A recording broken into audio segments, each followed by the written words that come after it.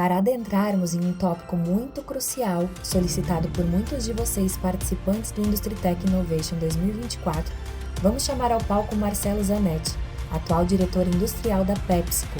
Ele que vai trazer a pauta Estratégias ESG PepsiCo em Operações. Seja muito bem-vindo ao nosso palco, Marcelo.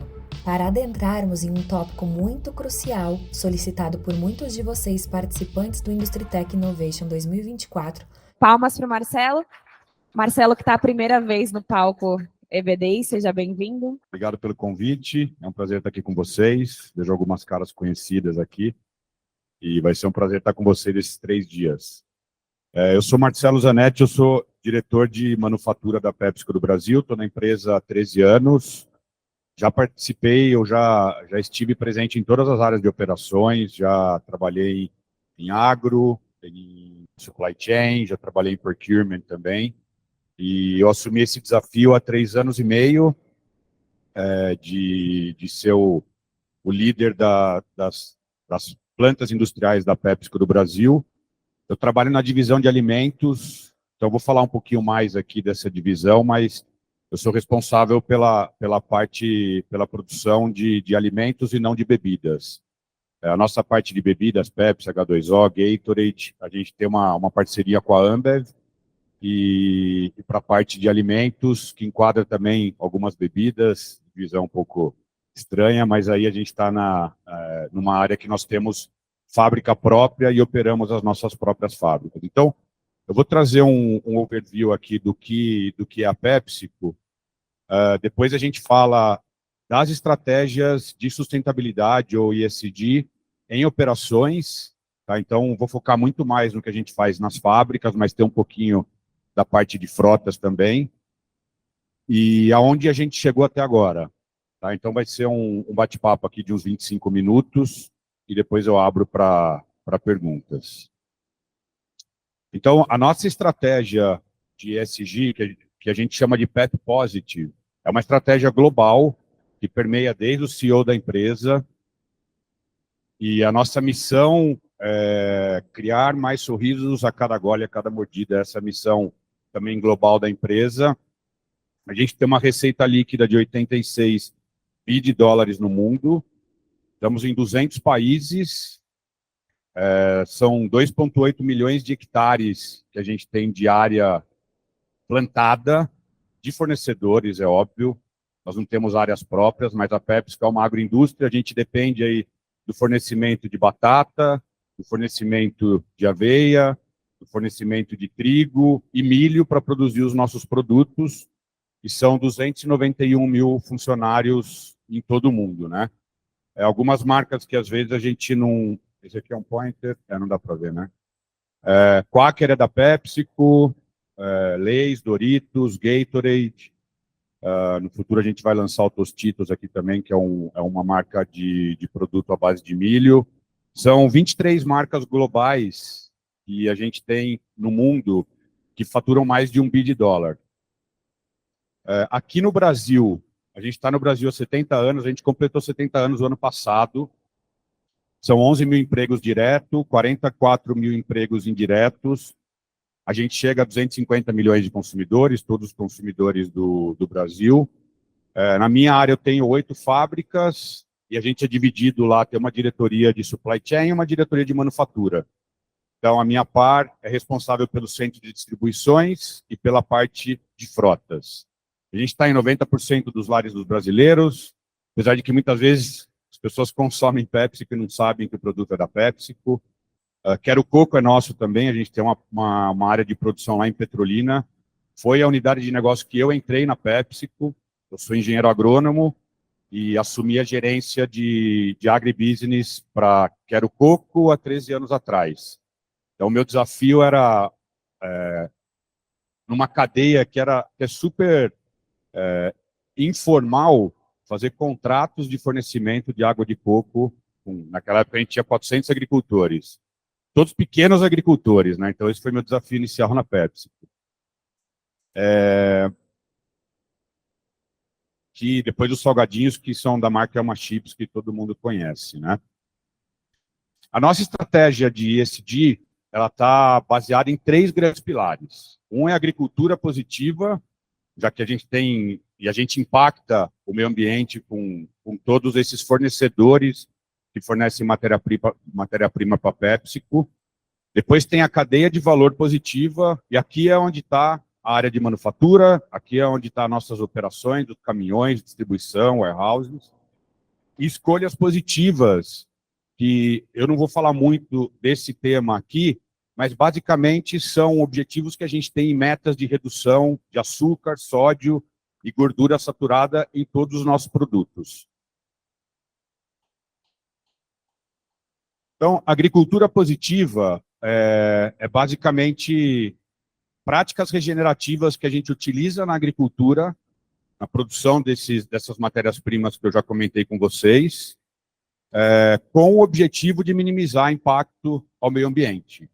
Tá? Então, a gente tem um time de agro aqui no Brasil que leva práticas de agricultura regenerativa ou agricultura sustentável para que os nossos fornecedores eles causem menos impacto ao meio ambiente. Tem uma garrafinha de água, por favor? Obrigado. Então, a agricultura, ela permeia... Pode abrir para mim?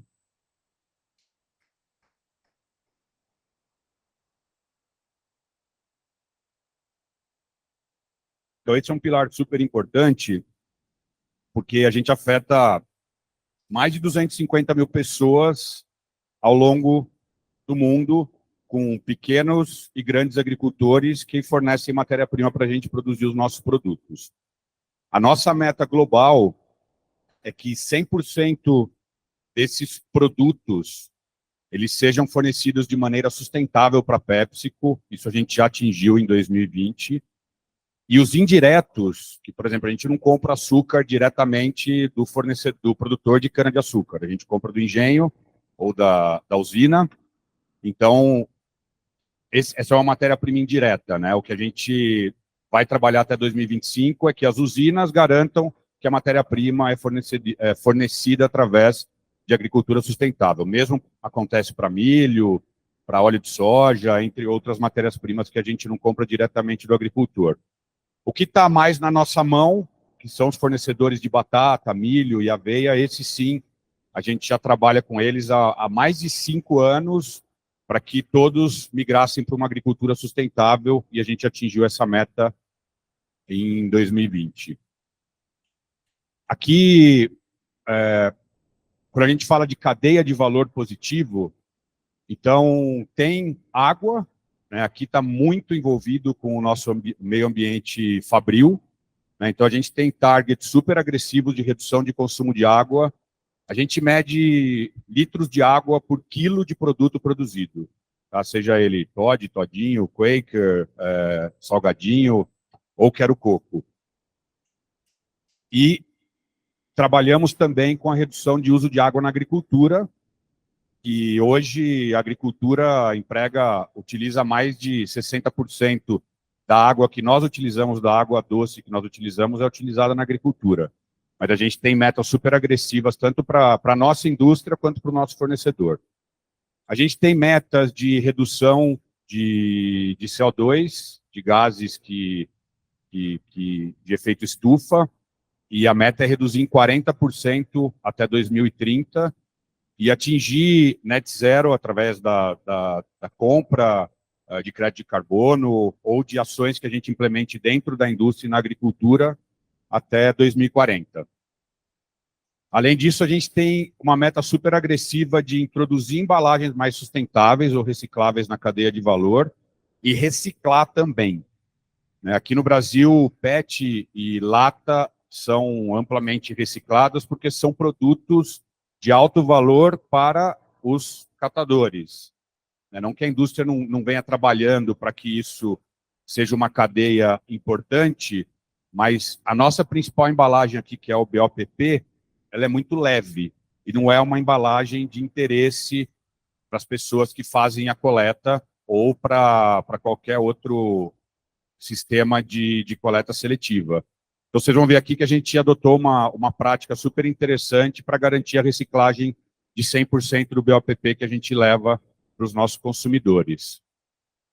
E a gente tem uma meta agressiva também de avançar na jornada de diversidade e inclusão. Então, aqui a gente tem programas super fortes de aumentar a representatividade de mulheres, não só no chão de fábrica ou no frontline que a gente chama, mas também em níveis de coordenador para cima. Então, vou dar um exemplo aqui. Nas fábricas, a gente tem um pouco mais de 3 mil funcionários nas 8 fábricas, a gente está com 50,4% de representação feminina. Então, estamos com meio a meio entre homens e mulheres, né?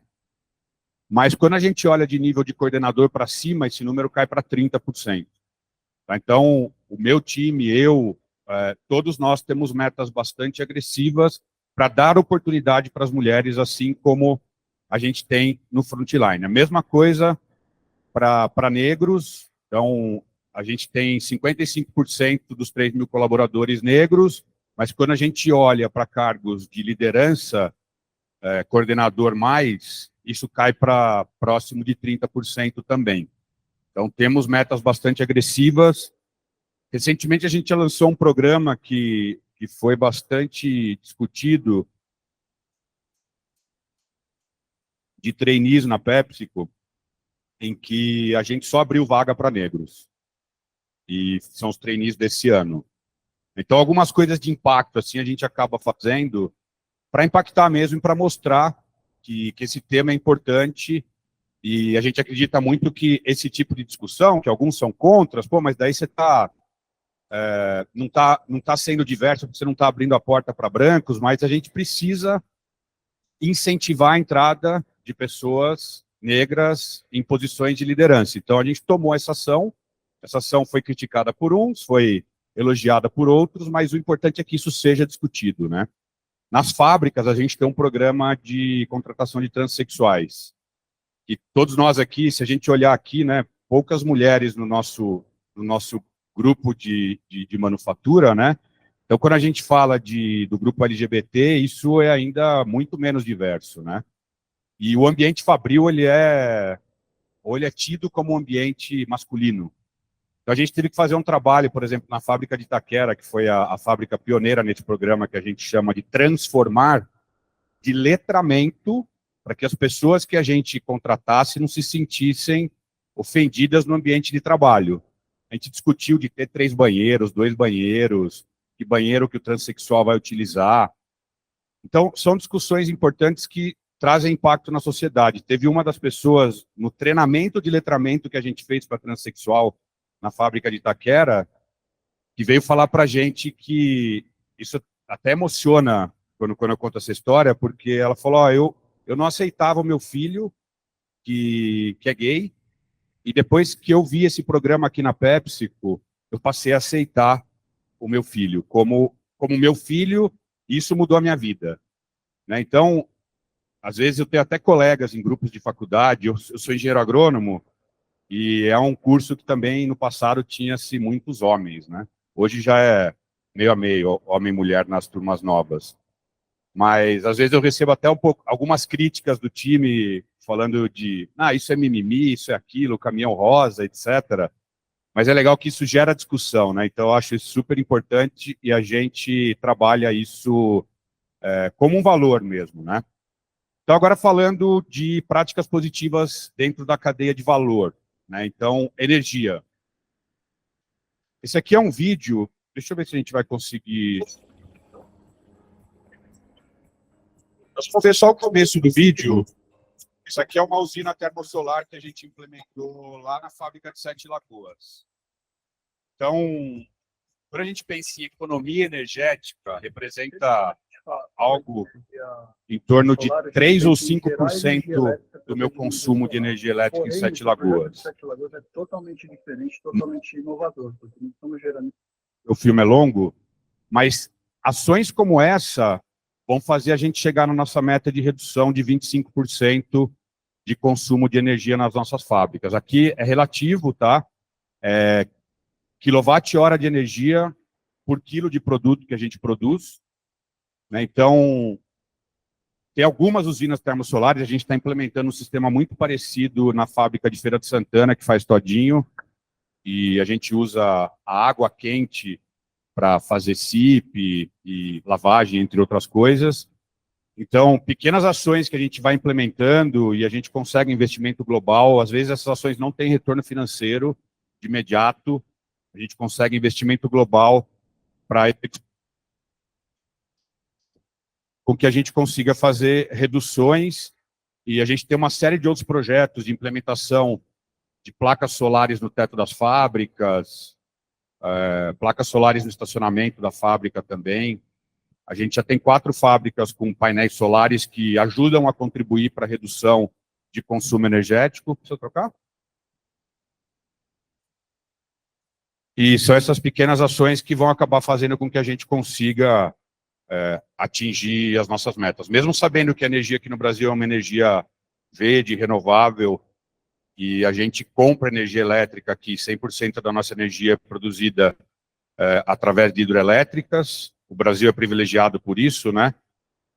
São ações que nos ajudam também na redução de emissão de CO2.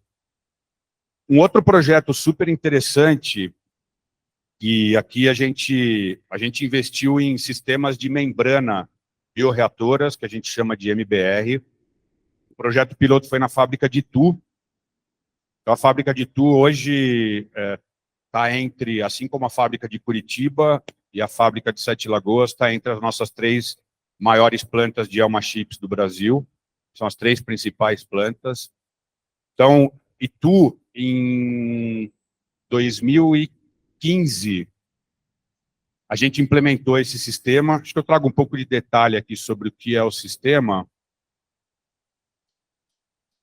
Deixa eu passar aqui, é esse aqui, ó. Então, é um sistema que tem capacidade de potabilizar 35 metros cúbicos de água por hora. A gente recebe todo o efluente da fábrica, que entra por aqui. Depois ele passa por um tanque de aeração, e aí tem o tratamento primário da ETE, muito parecido com o tratamento que todos vocês têm. O grande diferencial está nessa membrana aqui, ó, que é um conjunto de membranas bioreatoras, por isso que ele tem o nome de MBR, que purifica a água e faz uma filtragem da água que elimina qualquer micro-organismo da água. Depois ainda a gente passa por um tratamento ultravioleta, filtro de carvão. O último processo aqui é uma osmose reversa. Depois ela origina um rejeito aí de 10% do volume da água que a gente filtra. E aí vai para o tanque de reuso e dosagem de químico. Então, toda a água que entra, que a gente tem de reuso da fábrica de Itu, eu consigo reaproveitar ela no sistema e eu potabilizo essa água. Essa água a gente usa para consumo humano também na fábrica. É um sistema que, para vocês terem uma ideia, quando a gente implementou em 2015, não tinha legislação para registro desse projeto. Então, a gente teve que trabalhar junto à CETESB para aprovar a utilização dessa água de reuso dentro do nosso processo e a potabilização, a validação da potabilização dessa água. E aí a gente pode pensar, né? Pô, mas é uma empresa multinacional que fatura 85 bi, esse é um investimento de mais ou menos 5 milhões de dólares, mas na fábrica de Itu, 2 anos depois, a gente já tinha tido esse problema anteriormente, a gente teve uma seca muito forte e a gente ficou sem água. Então, se eu não tivesse o MBR, eu teria ficado no mínimo 1 semana sem produzir salgadinho. Aqui no Brasil a gente fatura 2 bi de dólares, então o projeto se pagou nessa semana. Né, a prioridade no consumo de água, quando tem uma restrição forte de água, é o ser humano, depois animais, em terceiro é as fábricas. Né? Eu não sei se vocês já passaram por esse problema aqui em alguma das unidades de vocês, mas a mesma coisa aconteceu comigo em Sete Lagoas quando eu assumi a posição. Eu fiquei 3 dias sem produzir Doritos, Lay's, Ruffles, e aí um projeto que a princípio a gente estava tendo um pouco de dificuldade de implementação na fábrica de Sete Lagoas, eu consegui aprovar 2 anos atrás, e a gente vai fazer o start desse mesmo sistema aqui, muito parecido, na fábrica de Sete Lagoas agora no 2º semestre, e a gente faz o start também no sistema de MBR na fábrica aqui de Curitiba. também agora, a partir de julho, já com a primeira fase, e até o fim do ano com a segunda fase. A princípio, o sistema tem condições de potabilizar dentro do volume de água que entra. Então, se entrar em 100 litros, saem 80 litros potáveis.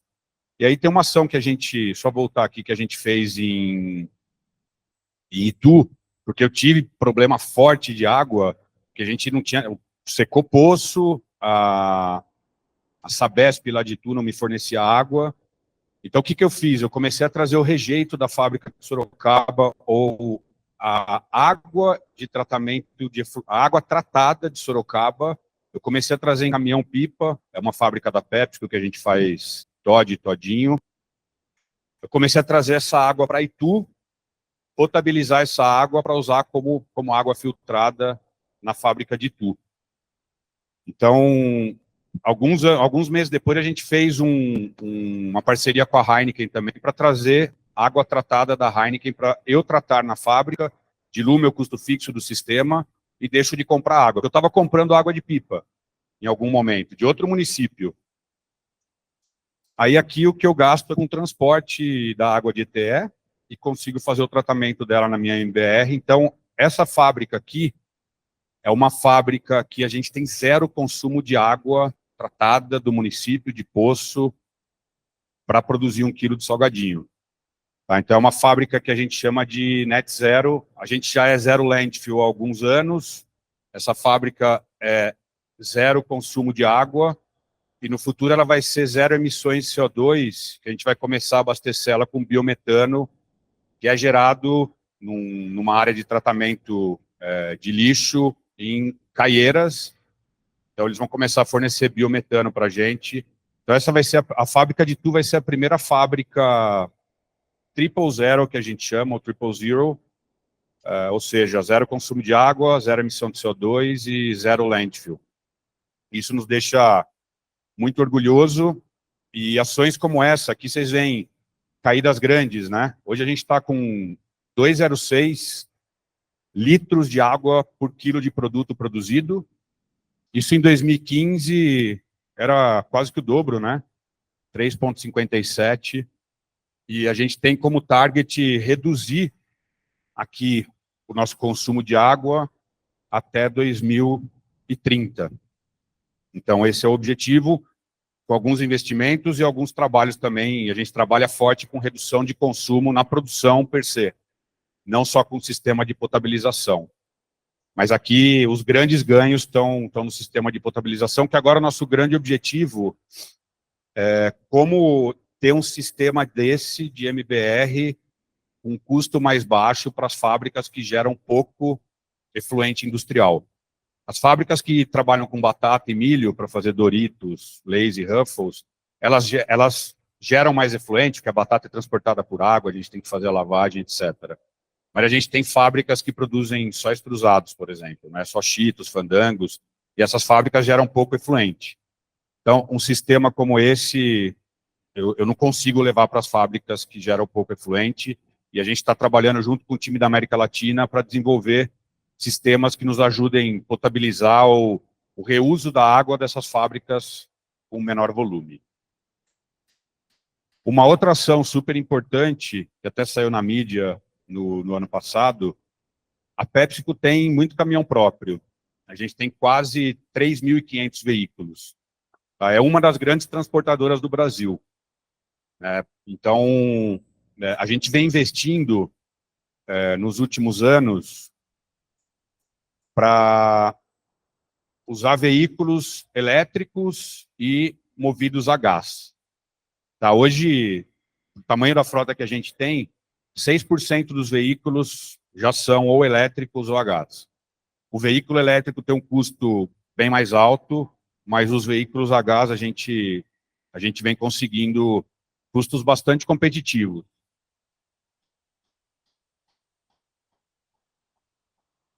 E no futuro, a gente vai abastecer os caminhões a gás, no futuro próximo, já no próximo semestre, com biometano. Eu vou ter uma estação de abastecimento dos caminhões a gás com biometano que eu vou usar na fábrica de Itu e Itaquera, que são as primeiras fábricas que a gente vai trabalhar com biometano. Então, esses caminhões aqui vão ajudar bastante a gente também a reduzir emissão de CO2. E esse foi o primeiro caminhão elétrico que a gente comprou ano passado, uma parceria com a Scania. Já um caminhão de grande porte, que a gente vai usar para rotas curtas ali próximo da fábrica para levar para o centro de distribuição. Mas uma ação super interessante também sustentável é que na composição das carrocerias desses caminhõezinhos que vocês veem nos postos de gasolina, supermercado, etc., a gente usa a própria embalagem de BOPP como material que compõe a carroceria. Então, essa parte amarela aqui da carroceria, ela é composta de BOPP. 20% dos nossos caminhões hoje, são quase 550 caminhões aí, já possuem também essa carroceria. Então, claro, tem algumas ações que a gente trabalha muito forte, a conscientização da população, porque a gente acredita que a gente tem esse papel na sociedade. Algumas ações que têm benefício econômico e outras ações de conscientização. Então, essa é a parceria e a última ação que eu vou trazer aqui para vocês, que nós firmamos com a Eu Reciclo. A Eu Reciclo é uma cooperativa de reciclagem. Então, a gente firmou uma parceria com eles e a gente está apoiando a Eu Reciclo para que eles estimulem a coleta do BOPP. Nós começamos esse trabalho há quase 4 anos atrás e o ano passado a gente conseguiu garantir a reciclagem de 10,5 mil toneladas de BOPP, que é o volume que a gente utiliza, é 100% do volume que a gente utiliza nas nossas fábricas. Então, claro que não é exatamente o salgadinho, a embalagem de salgadinho da Elma Chips, mas é o equivalente ao que a gente produz. Então, aqui acho que tem um vídeo aqui sobre essa parceria, antes de eu finalizar, que eu acho interessante mostrar aqui para vocês. Aqui tem um cunho social também importante. Aqui vai.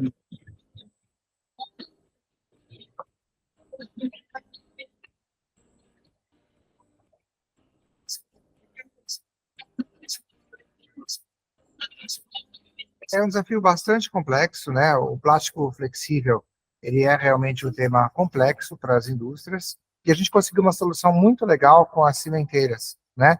Para que a gente pudesse, então, reutilizar esse produto gerando energia, e não evitando, então, que fosse para a natureza, evitando que fosse para os oceanos. Quando a gente conseguiu conectar as cimenteiras e conectar também big players para fazer a coleta desse resíduo, transformar num blend e depois fazer com que esse blend virasse energia, foi quando a gente deu um impacto ambiental enorme.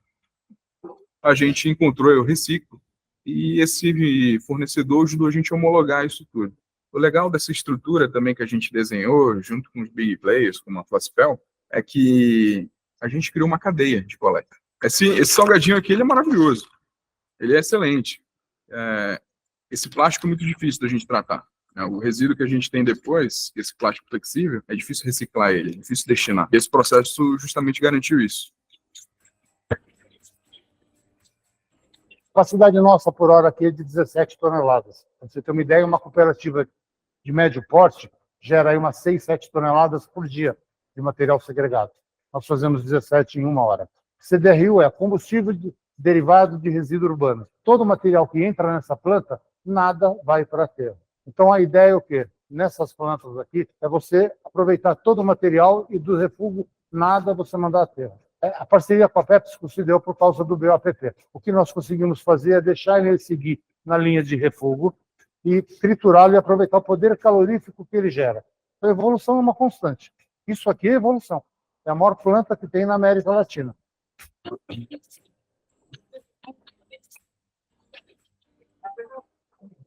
Então, quando a PepsiCo procurou Eu Reciclo para esse projeto, né, nossa intenção é sempre pensar em como resolver, né, uma cadeia de material que é mais difícil, mas de um jeito que a gente possa ter continuidade, escala, então que fique viável, né, no longo prazo e que a gente consiga replicar, né, um case de sucesso.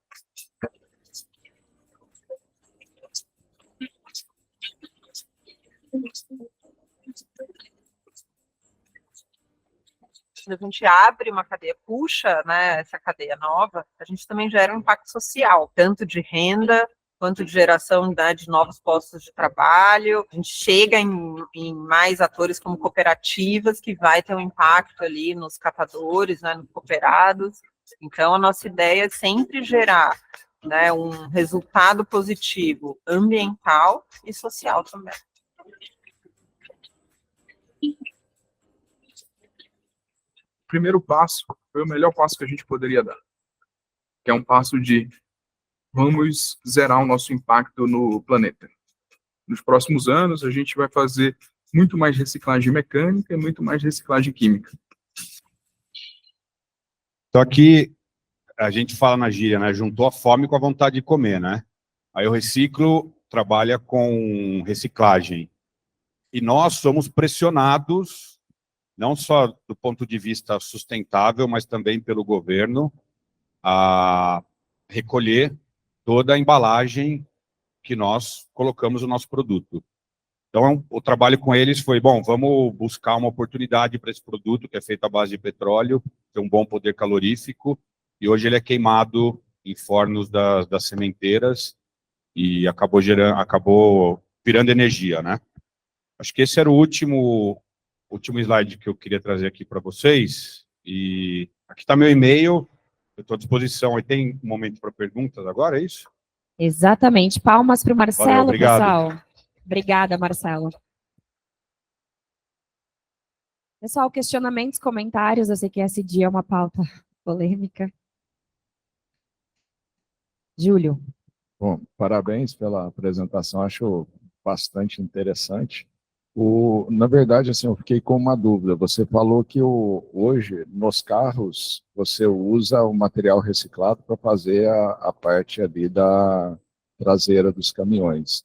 Depois, e usa o BOPP para fazer aquela laminado, vou chamar de laminado, que eu não sei o nome que vocês dão ali. Depois falou que junto com Eu Reciclo, vocês separam ele, transformam, né, o BOPP para ir para as sementeiras para ser utilizado como material de queima, né, para os alto-fornos lá. Vocês têm processos duplos, onde parte utiliza ele como reciclado e outra parte utiliza como material termoplástico ou algo nesse sentido, e a outra parte destina à sementeira? Esse é um dos... A quantidade que a gente usa nas carrocerias, a gente tem 3.000 e poucos caminhões, 2.000 são aqueles caminhõezinhos baús, né? Que tem condições de usar o material reciclado para construir mesmo a parte estrutural. A gente produz 200 milhões de bolsas de salgadinho por mês.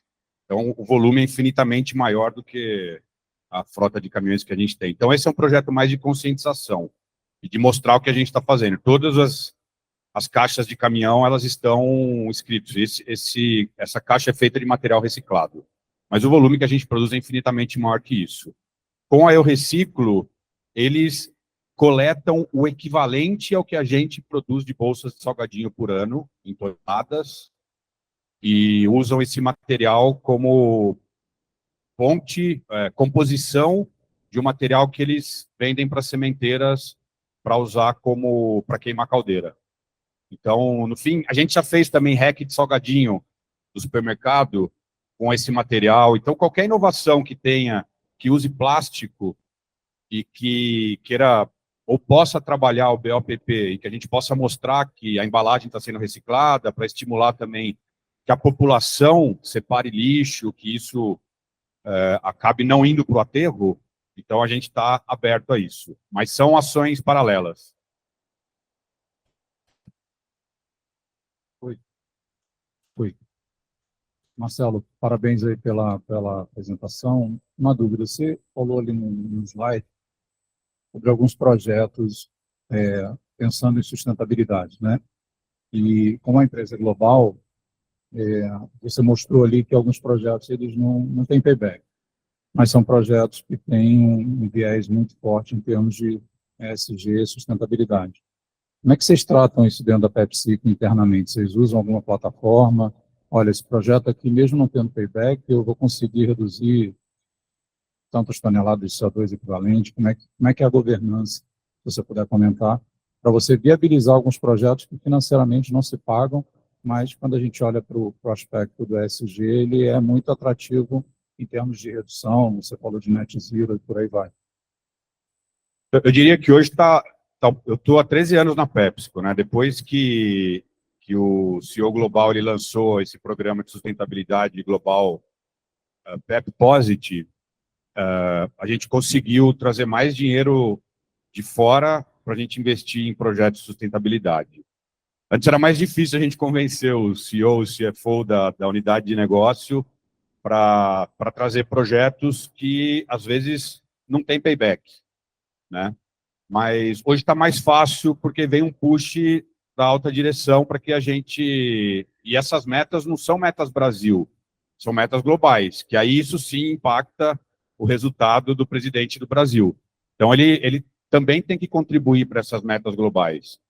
E a gestora dele também tem que contribuir, assim como o CEO da empresa, né? Visto que a PepsiCo é uma empresa de capital aberto, e isso impacta o valor de ações, etc. Então, hoje está mais fácil de convencer, né? Mas a gente tem muitos projetos que dá para fazer na indústria que tem payback, né? O que a gente precisa é buscar coisas novas. A gente está trocando uma caldeira aqui de Curitiba agora que é muito mais eficiente do que a nossa caldeira antiga, e é um projeto que tem payback aqui no Brasil, e que a gente tem que buscar o fornecedor, trazer a proposta, e aqui é um projeto conjunto de resultado, eu não vou mais gastar biogás, e de sustentabilidade. E as coisas, os projetos de sustentabilidade também estão barateando bastante, né? Você pega a placa solar, quando eu construí minha casa há 10 anos atrás, o payback era de 7, 8 anos. Sorte que eu deixei tudo pronto, porque agora o payback é de 2, 3 anos. Não sei se a energia subiu muito ou se a placa baixou muito de preço, eu acho que os dois, mas eu coloquei energia solar na minha residência agora. Então, é um projeto meu, um CAPEX meu, de payback e de sustentabilidade. Mas isso vai acabar se tornando cada vez mais viável para a indústria. Mas volto a falar, em alguns casos, é essencial. E ou eu tenho esse sistema, ou eu ia ter a minha produção prejudicada durante vários dias ao longo do ano. A gente vem tendo muito problema com o fornecimento de energia elétrica agora, principalmente no verão, acho que só eu, né? Então a gente precisa buscar soluções que nos ajudem a melhorar a qualidade da energia. A placa solar não é uma solução, mas a gente está buscando no break, que trabalha em melhorar a qualidade da energia que entra na fábrica, para a gente ter menos pico de energia.